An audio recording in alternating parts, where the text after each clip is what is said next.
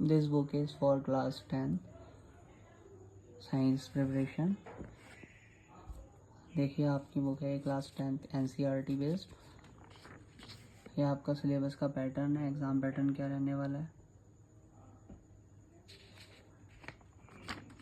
80 marks CBSE board और 70 marks रहता है यूपी बोर्ड। ये आपकी इंडेक्स है, स्क्रीनशॉट ले सकते हैं हम इसका। फर्स्ट चैप्टर है आपका chemical reaction and equation. Chemical reaction and equation के अंदर आप देखें तो यहाँ इंट्रोडक्शन दिया हुआ है।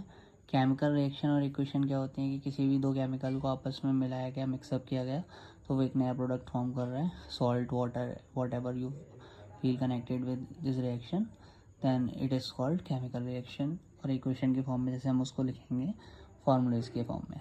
अब देखिए पहले इंट्रोडक्शन क्या क्या दिया हुआ है। Any change with the formation of new substances called chemical reaction. कोई भी नई सब्सटेंस बनती है तो उसको हम केमिकल रिएक्शन कहते हैं। Many types of chemical reactions होती हैं जैसे डिस्प्लेसमेंट, अगर डिस्प्लेसमेंट रिएक्शन हो रही है, कॉम्बिनेशन, कोई चीज़ कंबाइन हो रही है अलग अलग सॉल्ट मिलकर और एक सॉल्ट बना रहे हैं, दो सॉल्ट मिलकर, that is called combination reaction. Chemical equation represent है chemical reaction.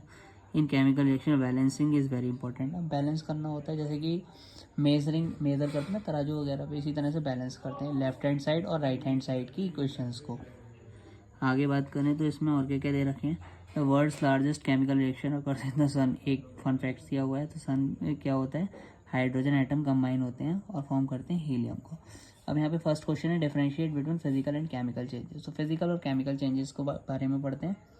The identity of the substances maintained. इसमें क्या आइडेंटिटी मेंटेन की जाती है और इसमें identity of the original substances completely lost. इसमें लॉस्ट हो जाती है आइडेंटिटी, मतलब कुछ नया बन जाता है, इसकी वजह से आइडेंटिटी लॉस्ट होती है। Second, the change is temporary. The substance return to its original state when the cause of change is withdraw. कहने का मतलब कि चेंज क्या है, टेम्पररी होता है कुछ समय के लिए और वापस वो पुरानी अवस्था में पहली स्टेज में आ जाता है। जैसे कि आज है वो वैसा ही कल को भी पहली अवस्था में आ सकता है, प्रीवियस स्टेज में जा सकता है।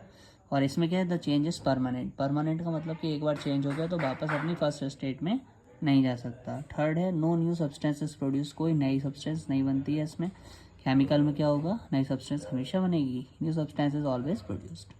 हीट चेंज में और मे नॉट अकर। इसमें ऐसा हो सकता है हीट चेंज में और may not occur, but chemical में क्या होता है, हीट में चेंज अकर। हीट चेंज होती है और हीट से कुछ चेंजेस आते हैं।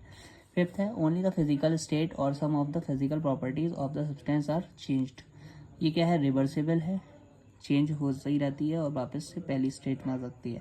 ये इरिवर्सिबल है, चेंजेबल नहीं है। क्या लिखा है इसमें, जैसे कि the substance after the change can not come back to its original state even when the cause of change it's withdraw. ठीक, तो ये इरिवर्सिबल रिएक्शन कहलाएगी। आगे पढ़ते हैं इसके केमिकल रिएक्शन के टाइप, जैसे कि कितने टाइप्स की होती हैं अभी ऊपर बताया था, डिस्प्लेसमेंट वगैरह।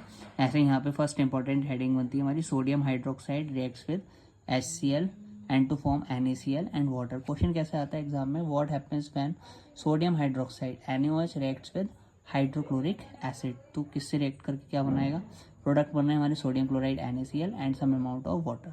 तो और बात करें क्या है, एसिड प्लस बेस की रिएक्शन है तो पूछा जाए व्हाट इज न्यूट्रलाइजेशन रिएक्शन, उसमें भी लिख सकते हैं NaOH। OH यहाँ पे बेस की प्रेजेंस को बताता है। तो ये base reacts with acid, HCl क्या है हमारा, एसिड है। एसिड रिएक्ट विद बेस या base react with acid to form salt NaCl, sodium chloride, जो हम घरेलू नमक खाते हैं घर में, वो sodium chloride and some amount of water. This reaction is called neutralization reaction. आज के लिए इतना ही इस वीडियो में। बने रहिए हमारे साथ और भी इंटरेस्टिंग वीडियोज़ के लिए। Subscribe my channel and watch again this video for your exam preparation. Okay, thank you and watch again.